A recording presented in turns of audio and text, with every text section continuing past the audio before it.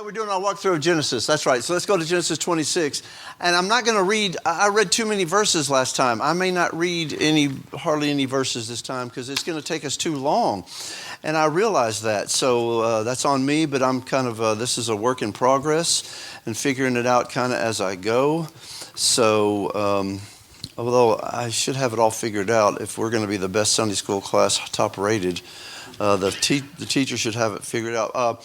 A couple of y'all have asked me, so the news from my mom is she's at home now. So she got out of the hospital and got out of the psychiatric facility, and now she's back home with my stepdad. And Jared and I are going to go visit this week and this weekend and see, how things are going with her. So to continue to pray for her. She's still not in a right mind. She's in a semi-right mind, and so she still freaks out a couple times a day, he said, over stuff, anyway. So, but I appreciate y'all's prayers, and if you wouldn't mind continuing to pray for her, I'd appreciate that, especially for my stepdad as he takes care of her. So anyway, chapter 26 is where we left off. So I want to go back to this right here. Remember our outline of Genesis, the four outstanding events, the creation, the fall, the flood, the Tower of Babel. We went through those, right? And then you have the four outstanding persons. You have Abraham, of course. You have Isaac, which we're at now in chapter number 26, right? So in chapter number 26, God reaffirms in the first 5 verses, God reaffirms, because remember God gave the covenant promises to Abraham.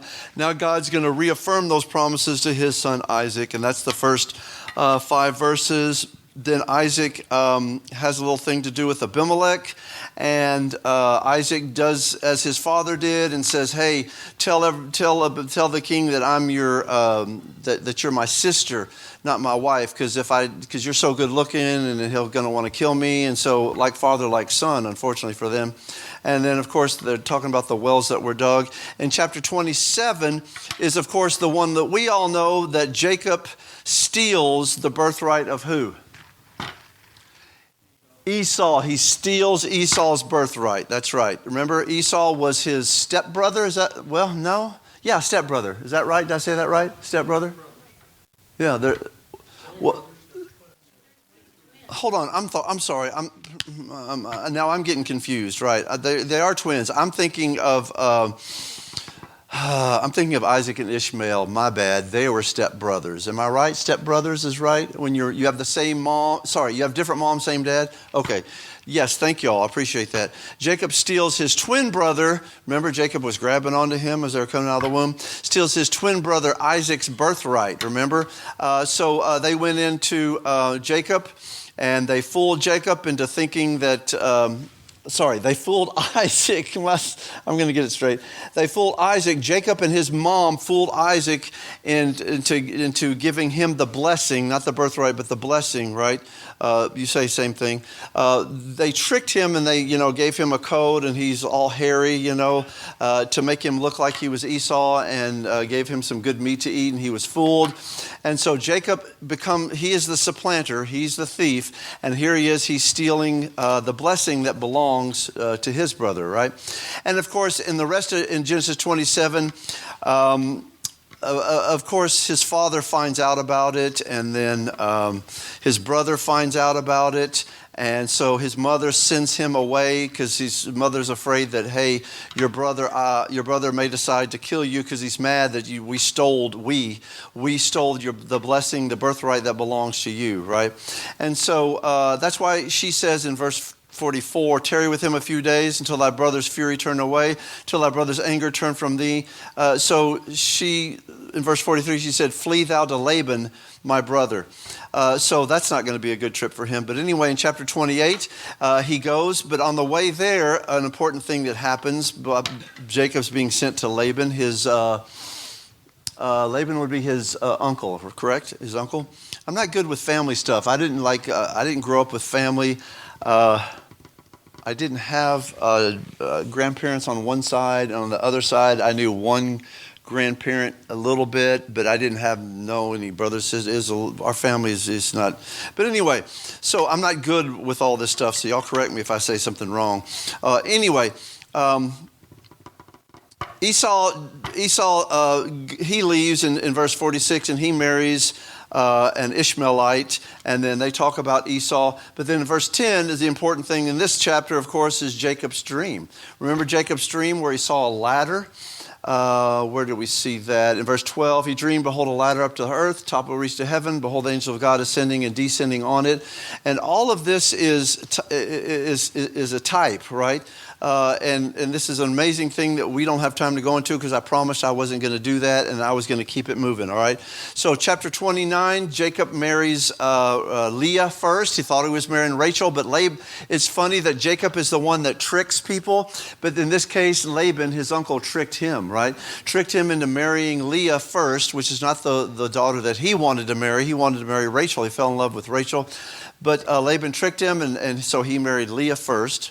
Right, and then that's the first few verses of that chapter, and then let's see. And so then Laban worked for more years to be able. Jacob worked for more years to be able to get Rachel, the one that he really wanted. So he took Rachel to be his wife also. And of course, with two women both competing for the same guy, both under the same roof, nothing bad can happen there at all, right? Because even with just one wife, everything is great. Why not have two and double the fun and double the, right? Because we all us guys know that just having one wife is so great. Why not have, anyway, I'm just joking. All right, anyway. So yes, of course, Leah and Rachel hated each other, of course, right? And so they're competing and they're having kids in competition. And chapter number 30, let's look at verse 3. And she said, behold, my maid Bilhah, go into her and she shall bear upon my name. So Rachel sees that she didn't have any kids, but so she's give me kids or else I die in verse number 1 of chapter 30, right? And anyway, she said, go into my handmaid, Bilhah. And so Jacob did that just like his father, and he started having kids by the handmaid, which is, a lack of faith on his part, right? So that just what Sarah had done with Hagar in that same situation happens here, right? So anyway, let's go on. That's chapter 30, and let's go on to... so much I'm skipping. Anyway, let's go to chapter 31. I promised I wasn't going to read much, then we would get through this. So here Jacob flees from Laban because Jacob has served him faithfully, but he's afraid that Laban doesn't want to let him go because Jacob was making a lot of money for him. So he leaves basically in the middle of the night and says, but of course Laban hears about it and they catch up. And chapter 31 is where Jacob flees from Laban, and Laban catches up to him and says, what are you doing? Why did you leave like this? The bad thing is, without going through all this chapter, the bad thing is Rachel steals something from Laban. What does she steal? What's that? Some little, an idol, some idols. Actually, it's idol and a couple other things that her dad had because she was still an idol worshiper, right? And so that wasn't good. And Laban goes around looking at all the tents. Where are my idols? Where are my idols? And of course, she's hiding them from him. And she says, I can't come down off the donkey so you can look at the donkey because it's my time of the month. So I have to stay here. So Laban goes, okay, daughter. But she is actually hiding that stuff, right? That's how much of an idolater that she was. Chapter 32, of course, is the famous chapter where, of course, Jacob wrestles with God. Look in verse 24. And Jacob was left alone, and there wrestled a man with him until the breaking of the day. All right. Now, most commenters and Bible people feel like this is another instance of the Old Testament, of the pre-incarnate Christ that he wrestled with God, because it actually says, where did it say? There it is in verse 30. And Jacob called the name of the place Peniel, for I have seen God face to face, and my life is preserved. So he basically wrestled with God is what he did, right, in chapter 32. And then, of course, in verse 24, his name gets changed, and Jacob was left alone, and there I'm sorry, that's not where I wanted to be. His name's changed in verse 28, sorry. And thy name shall be called no more Jacob, but Israel. So he's no longer a supplanter or a thief, but now he is Israel, right? That's his name change, right? So anyway, that's chapter 32. Let's go on to chapter 33. Jacob meets Esau. Jacob's worried Esau's going to be mad because he stole his birthright, but Esau wasn't mad. And then in verse 34, the daughter of Leah, one of Jacob's daughters, she is defiled and by one of the local guys, I guess you might say. And then, of course, all the brothers of her decided that they would take revenge, and they say, hey, you want to have a peace treaty with us? Well, you have to get circumcised. So all the men got circumcised in that tribe. And so, of course, Jacob's sons wait until they get circumcised and know once you get circumcised for the next couple of days, you can't even get up off your bed. You're kind of down for the count. They use that and they go in, they slaughter all of them, right? So, yeah, that's what happens there. It's not a good thing. In chapter number 35, let's go to number 35. Chapter number 35, of course, Jacob has 12 sons. Of course, it talks about the 12 sons here, the 12 tribes of Israel. In chapter 35 verse 21, and Israel, I forgot his name change there, didn't I? And Israel journeyed and spread his tent beyond the tower of Edar, right? And then, of course, let's go on. Those are Jacob's sons, the 12 tribes of Israel. Let's go to chapter 36 then. And there's Esau's descendants. Let's go to chapter 37. And then, of course, Jacob dwells in his land, and it tells about the generations of Jacob, and it tells about Joseph, Jacob's son, being 17 years old, was, feeding the flock with his brethren, and how Israel loved Joseph more than all the other children, which you're not supposed to have a favorite, right? Not supposed to have a favorite. Of course, all parents have favorites, right? Our favorite was our first son. Aaron was born. He's been our favorite ever since. Oh, I wasn't supposed to say that. But no. But anyway, so yeah.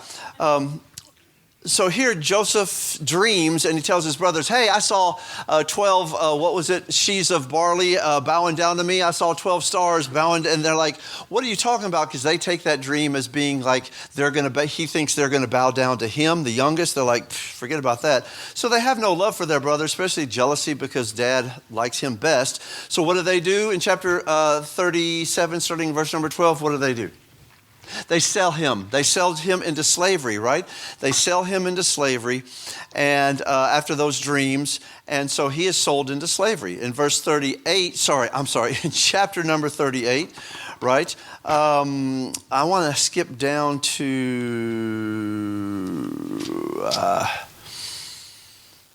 this is talking about Tamar and how she got pregnant. I don't want to go into that. Let's stick with the Joseph narrative. How about that? You can read any of the chapters on your own. You've read these. You're reading this on your own. Anybody reading Genesis on their own while we're going through this? So anyway, in chapter number 39, getting back to the Joseph narrative, Joseph is brought down to Egypt. He's in slavery. Of course, he makes good at the prison. And of course, he gets taken by an Egyptian, and that Egyptian takes him into his house. And of course, we all know that the Egyptian's Potiphar, his wife wants Joseph to lay with her. He says in verse number, where is it? Y'all know the verse, guys.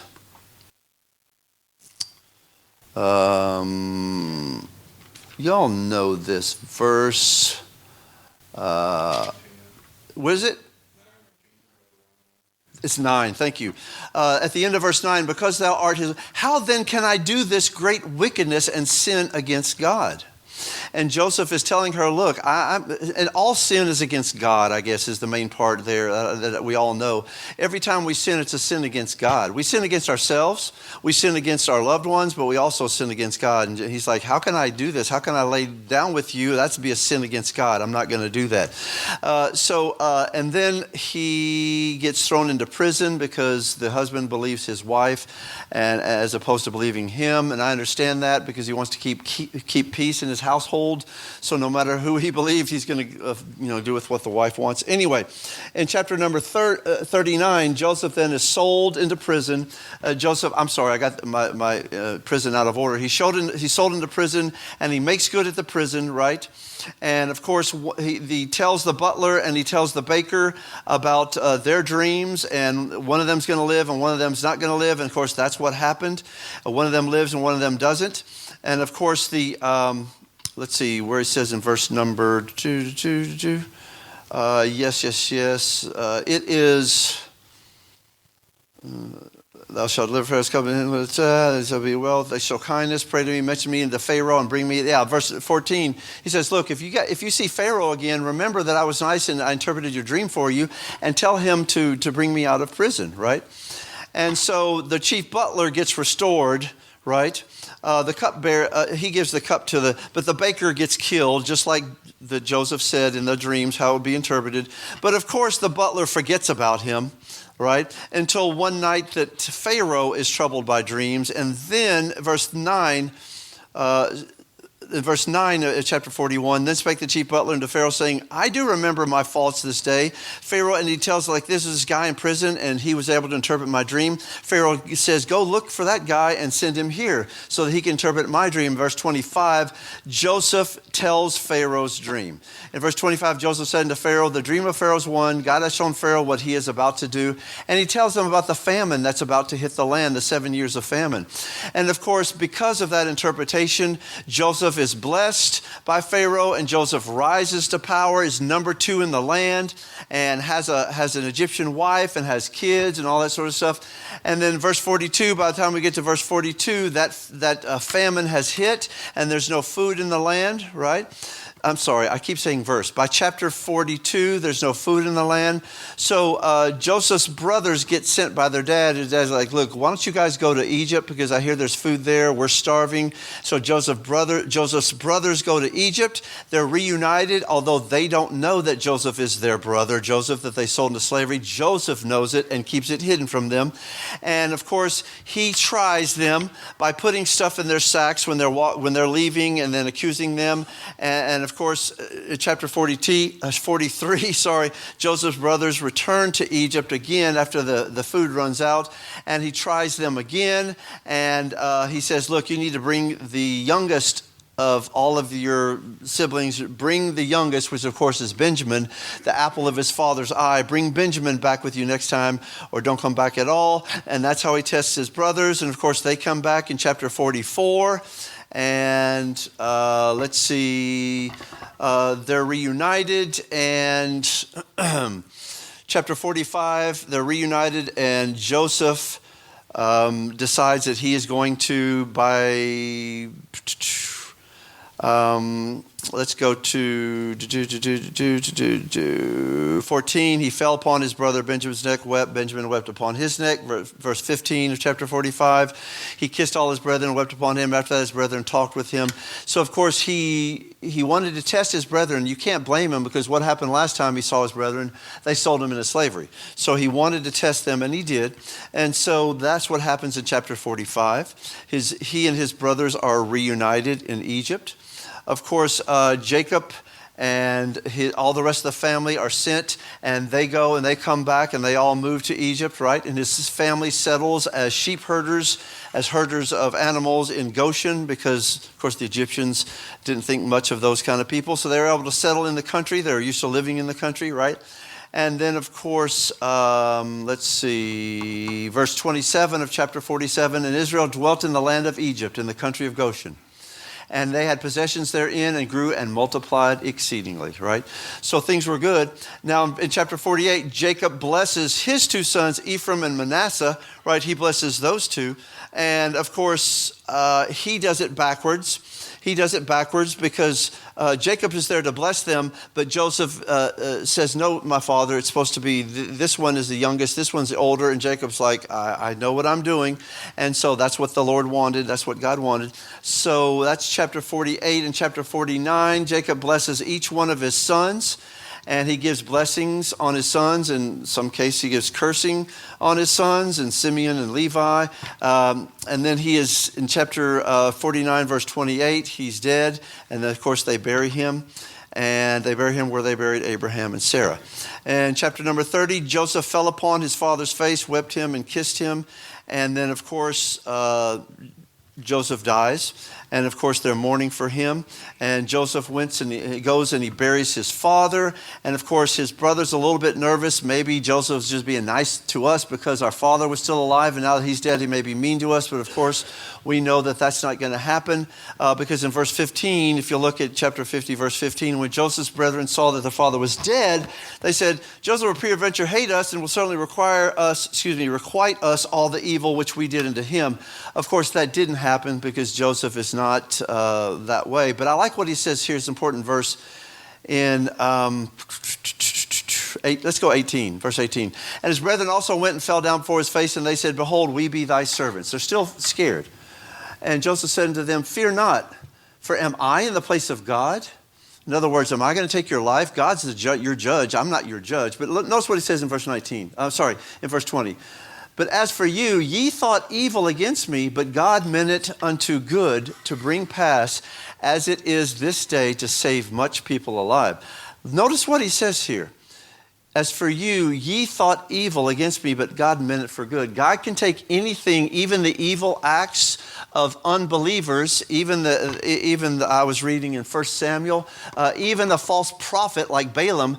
God can take a false prophet and God can use him for his good. God can use things for his glory, whether they're good or whether they're bad. So we shouldn't think that in our lives when bad things happen, that it's just the devil. It could be the Lord working, right? The Lord has to work on us. He has to chisel away at us, right? And so I like what he says there. You meant it for evil. God meant it for good. So don't worry about that selling me to slavery in Egypt. You're still responsible for that, and you're going to pay for that one day, but not me. It's going to be God. You're going to have to answer for your sins, but God overruled your sin, and he counted it and made it for good, right? So that's an important theological point, I think, right there. So anyway, Joseph dies, and verse 20 is the main theological point, I think, of this, the last few chapters of this. You thought it was evil, but God meant it for good. Now notice that doesn't mean that it's okay to do bad stuff, or if we do bad stuff, it's okay, it's all right, God will work it out for, no. And it also doesn't mean just because God works it out for good that we all of a sudden are off the hook. We're not off the hook for what we do. God can turn even our sin and make it for good, but we're still going to be accountable for our sin, right? So there's a couple things I noticed. I don't know if I put them on here, but let's go through. There's the Tower of Babel, and there's Jacob. Here's some parallels between Joseph's history and the Lord Jesus Christ. I'll not go over these, but it's a really cool chart telling about how Joseph, and I've got another book at home where Arthur Pink finds 100 correlations between Joseph and Christ. And to me, it's kind of like, okay, that's cool, man. But 100 really, I mean, not 101 or 98, he found an even 100. So I was like, I don't know, some of that may be stretching. I get worried if we stretch Old Testament symbolism and typology. I would get worried if we stretch that too much, because then that leads to some David Koresh kind of stuff. You ever heard of any people stretching the book of Revelation? No, never. Never heard of that before, ever. Have you? Of course not. All right, but anyway, so I'm sorry. But this is really cool. I'll run this off for anybody. I just don't have time to go into it, but they were both beloved sons. They were hated by their brethren. They were conspired against. They were sold for silver. I could go on. Anyway, let's continue. So let's start with the book of Exodus. Go to chapter 1 of the book of Exodus. I told you I wasn't going to be long, so I want to give an overview. We're going to try to go quicker over these books, right? Genesis, I can be excused because it's the first book we did. I kind of get in the feel of how this is going to work out, and plus it's a really long, really important book. Let's look at the core facts about Exodus. It's the second book that Moses wrote, and during this time he's leading the children of Israel through the wilderness. He's leading them through the wilderness. They all know that generation that God pronounced a curse on, they all know that they're not going to go over, that they're going to die in the wilderness. Moses knows that he's going to see the promised land, but he's not going to go over either. So at this time, at some point during that 37, 38 years that they were wandering, 40 years total from Sinai to where they were going to be. But anyway, Moses knows that he's not going to go and see the promised land. So sometime during that 40 years, as he's leading him through the wilderness, he writes his second book, the book of Exodus. It's taken from the Greek expression that means a going out or the way out. Of course, Exodus, the way out, right? And I'm reminded that the book of Exodus used a whole lot, and Jared knows this already. It's used a whole lot. It was used a whole lot in black churches all the time. Because, of course, the blacks were slaves, and they identified with the children of Israel being brought out of slavery. So many old black songs have to do with comparing themselves to the people of Israel being led out of slavery. And I think it's a pretty cool comparison. But anyway, the name of the book is called A Going Out or The Way Out. It's about the departure of Israel from Egypt. And that's the dominant historical fact in the whole book. It's going to be the dominant historical fact in Exodus, Leviticus, Numbers, Deuteronomy, Joshua, Judges, not really anything about it in Ruth, but even 1 Samuel. I haven't done it yet, but I'm going to count up the number of times in these books that the Lord or the prophet or somebody, Moses, refers to the fact that I am the God that brought you up out of the land of Egypt. You'll see that phrase. I don't even underline that phrase in the Bible that I'm marking in anymore because I wouldn't have time. But I'll go online. I'll count up how many times that's done. I would be shocked if it were less than 50 times in all those books where God purposely, and there has to be a reason, and I'm sure I kind of can figure it out if I sit and think about it, and I haven't. But the idea is he's constantly referring to himself to the people of Israel like, I am the God that made no, he doesn't say I'm the God that made the world. To Israel, he says the same thing. I'm the God that brought you up out of Egypt. He says that continually over and over and over again to identify himself to them, right? So anyway, so that's the main theme of this book. You'll see that phrase over and over and over and over and over again in Exodus, Leviticus, Numbers, Deuteronomy. And so, yeah, Joshua, Judges, maybe not Ruth, 1 Samuel. I'm just in 1 Samuel now as I'm going back through the Old Testament again. So, but I'm still seeing it in 1 Samuel. So anyway, the setting, the 18th Egyptian dynasty. Yeah, we all know the 18th Egyptian dynasty, don't we? Yeah, we all know that. The 18th, not the 17th, Brother Skip. You're thinking of the 17th. I'm talking about the 18th Egyptian dynasty, all right? We all know that. The 18th Egyptian dynasty was an important period in Egypt's history. This was a time that Egypt had risen to the height of its glory and its strength as far as it being an empire. It's at the very height. Michael Barrett writes about Egypt's strength and power and states that this only adds to the magnitude and wonder of the Exodus event. Egypt was at the height of its power, but that was of no consequence when God intervened to liberate his people. So the outline on this is right here. You see the outline. I've got it into three different places. Three different themes, if you will. First, there's obviously the deliverance of Israel from Egypt, first 15 chapters. Then there's their preservation in the wilderness, the middle chapters. And then most of the book from 19 to 40, which is 21 chapters, Israel is camped out at Mount Sinai and they're being given the law. They're sinning against God, as we all know, the golden calf. So yes, there's a lot of things that go on. But as far as movement, like geographic movement, that all stops in chapter number 19, and they don't move again for a good while after that. They don't move for a good while after that. But anyway, that's kind of the best way. Of course, the first part, deliverance from Egypt. Of course, we have Moses and Pharaoh, and we have the plagues and all that. Of course, the second part, preservation in the wilderness. Of course, God preserves them with the manna and the quail for food. Moses and the rock for water. Of course, they murmur, and then bad stuff happened. In the third one, when they're camped at Mount Sinai, good things happen. The covenant is given to Moses to give to the people. God gives them the law. Moses slips and accidentally breaks one of those and then has to go back and get some other law. That was a joke, y'all. He didn't slip and I thought y'all might know that. He applied for workers' comp from what I heard. But anyway, there's the tabernacle instructions, there's the golden calf, and then the people's punishment. And a lot of this is in this last part, instructions on worship and them building the tabernacle to the specific instructions that God gave them. So anyway, that's the basic outline, all right? So let's look at the first part. Let's look at the themes real quick. Here's the purpose that this book was written. It's to trace the growth of Jacob's descendants in Egypt. So it starts at the end of Genesis. Jacob's descendants were all in Egypt, right? They were not a nation yet, were they? They were just a tribe. They were not a nation, right? They were not a nation yet.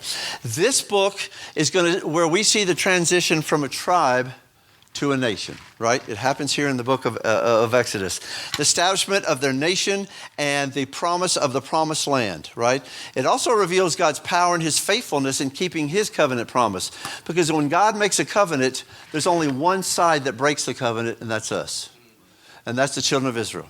God's faithful. God doesn't break his promise, and this book shows us. Because I've said this a million times. If it were you and I looking at the children of Israel and all the sin that they committed, and I was God, I would have struck them down right there. The Bible would have ended at the book of Exodus if I was God. That would be it. No more Bible. Strike them down. They're dead, right? But it shows that God is faithful in keeping, because if God struck them down, how is the covenant promise going to be fulfilled, right? He keeps his promises no matter what. The good news is, if you're saved this morning, God keeps his promises to preserve you through this life, no matter what. That doesn't mean we'll have a bed of roses or life will always be easy or simple, but God's going to preserve us to the end, right? God's going to preserve us to the very end. Now, some people, John Wesley, who founded the Wesleyite movement, we know them as the Methodists today, and other Arminians believe that you can lose your salvation. We're good fundamental Baptists. We don't believe you can lose your salvation, right? We believe in something, whether you like the phrase or don't like the phrase. There's some weaknesses to the phrase, but it's a good phrase. It's a good descriptive phrase. Once saved, always saved. You don't lose your salvation. Once you are saved, you don't lose it, right? And if you have it, you're not going to lose it. And, we're good Baptists. We believe that. We're not Arminians much anyway. But we don't believe that you can lose your salvation like some. So God is faithful, that's what I'm trying to say. God's faithful to the children of Israel to bring them through. God will be faithful to bring you and I through this life as well, right? It doesn't mean we won't get scarred. Doesn't mean we won't get hurt. Doesn't mean we won't, but God's going to lead us through. God's faithful. We can always trust in the faithfulness of our God, right?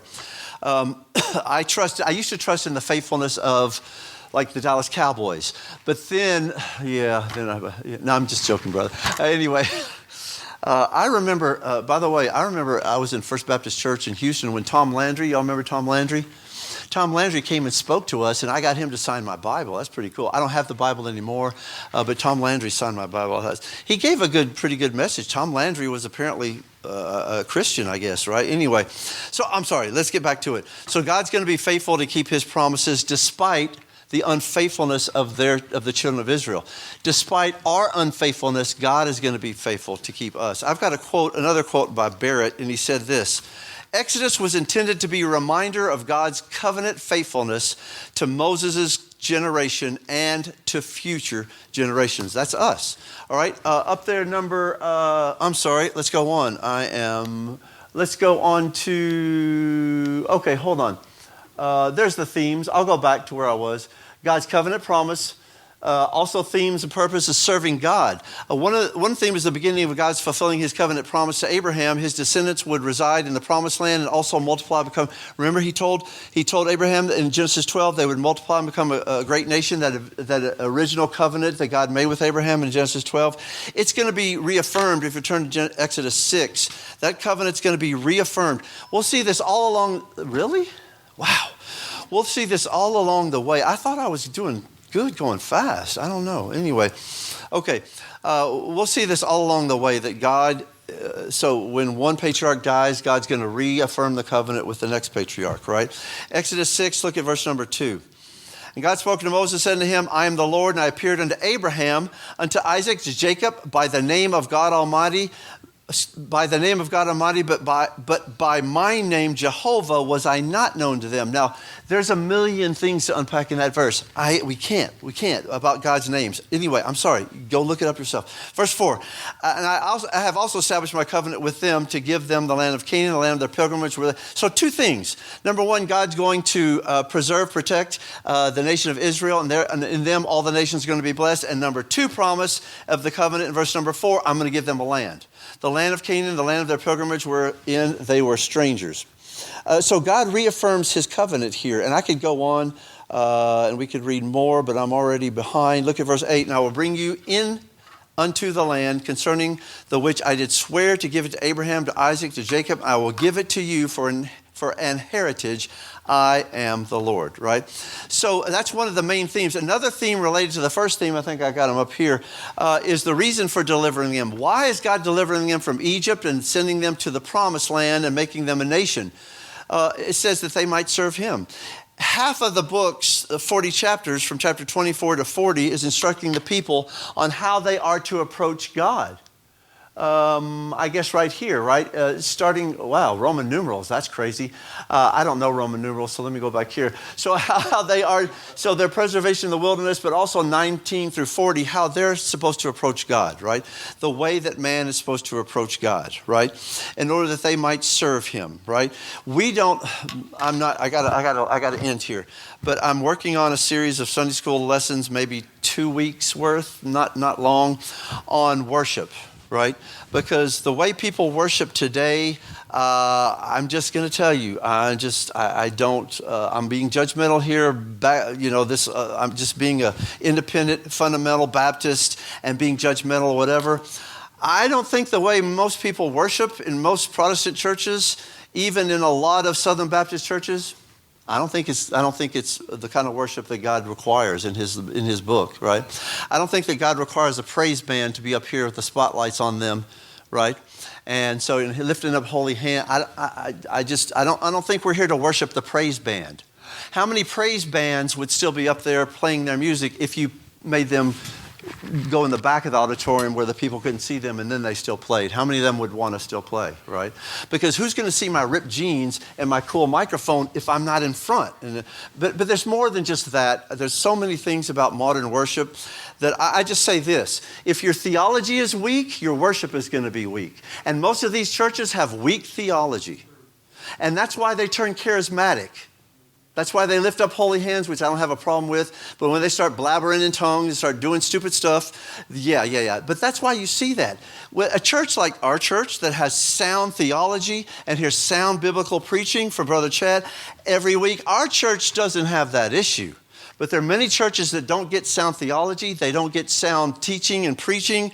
And because of that, who cares how you worship God?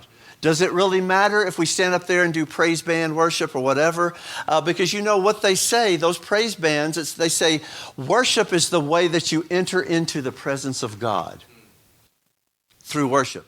Through the song service, you enter into God's presence. I'm saying that that's heretical. I'll just use the word heresy if that's okay. No. Listening to a praise band is not how you enter into God's presence.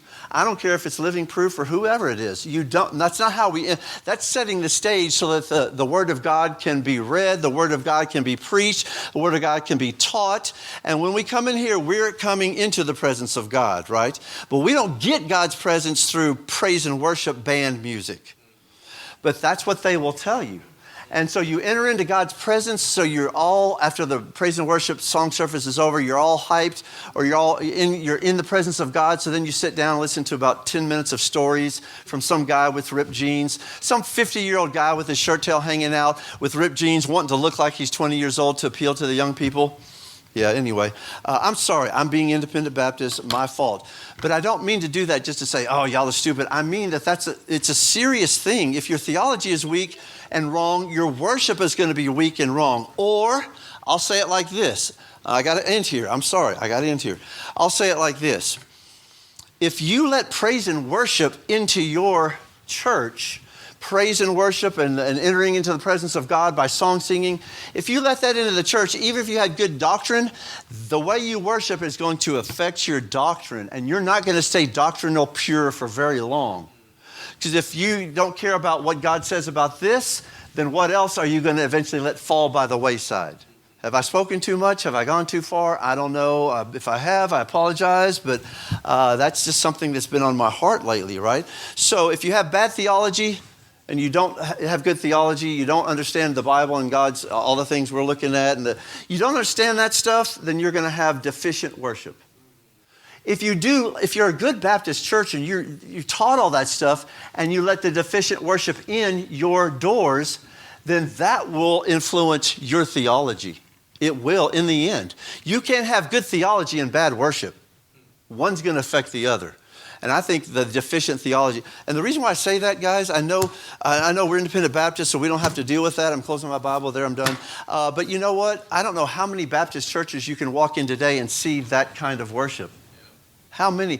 Maybe I should say it like this. How many Baptist churches can you walk into and not see that? Okay, anyway, let's stand and be dismissed. I'm sorry, I got off onto a hobby horse, and I didn't mean to, but it's just it's something that's been on my mind, and I mean, there are good Baptist churches that have that praise and worship stuff in. Good Baptist churches that have good preaching, good teaching. That stuff's going to corrupt all that. I'm sorry, it is. Let's stand and be dismissed. The word of prayer.